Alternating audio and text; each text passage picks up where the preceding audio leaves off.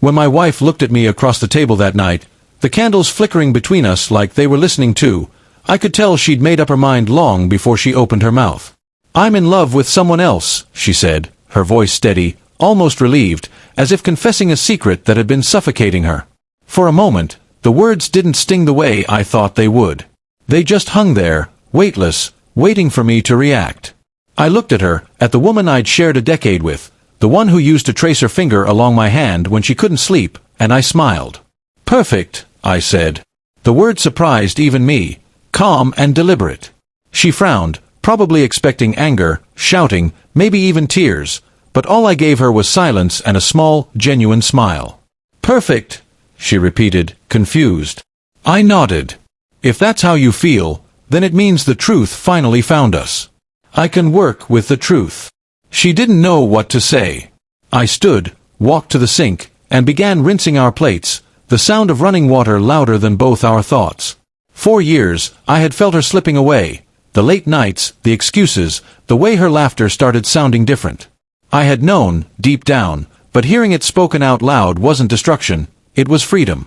For the next few days, she moved around the house like a ghost, waiting for an explosion that never came.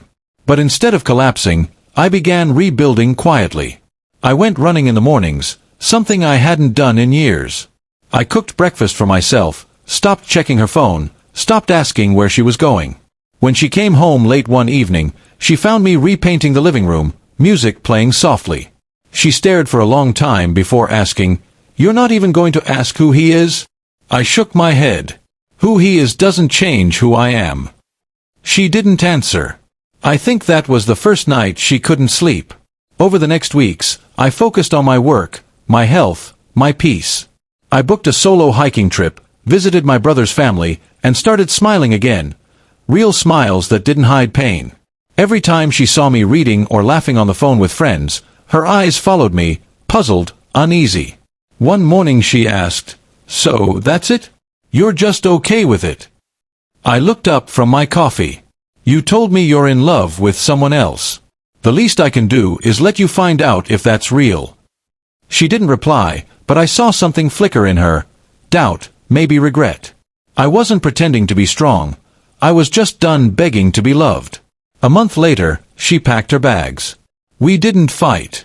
I helped her carry them to the car. Before leaving, she looked at me one last time. "You're not angry?" she asked. I smiled. "No. You gave me back my life." She nodded, uncertain, and drove away. I watched the car disappear down the street, then closed the door and exhaled. The silence that followed was heavy but clean. Over the next few months, I transformed that silence into something beautiful. I fixed the garden she always said was a mess. I learned guitar. I even adopted a stray dog that followed me home one night. It reminded me that loyalty still exists somewhere. Each day, I wrote one line in a notebook titled Perfect. Small victories, small lessons. Day 17. Slept peacefully. Day 33. The dog learned to fetch. Day 60. I didn't think about her once. Time passed quietly, and I grew into someone I actually liked.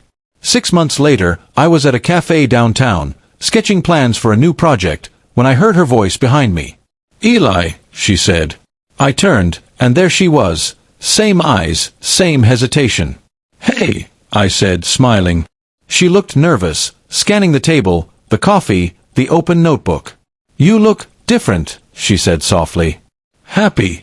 I nodded. "I am." She hesitated, then sat across from me. "It didn't work out," she admitted, voice barely above a whisper. "He wasn't what I thought." I took a sip of coffee, calm. "I'm sorry," I said genuinely. "I hope you find what you're looking for." Her eyes searched mine for something, anger, jealousy, anything familiar, but found none. "You're not curious about what happened?" she asked.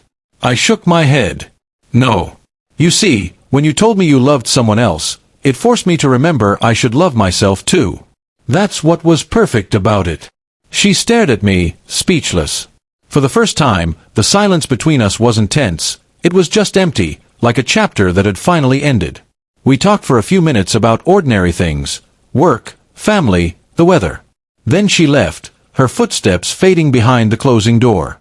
As I watched her go, I realized something simple.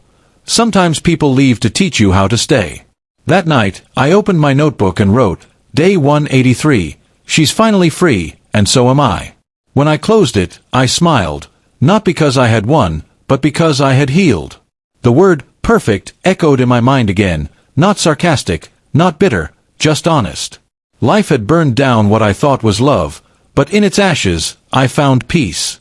And that, I knew, was the kind of ending worth keeping.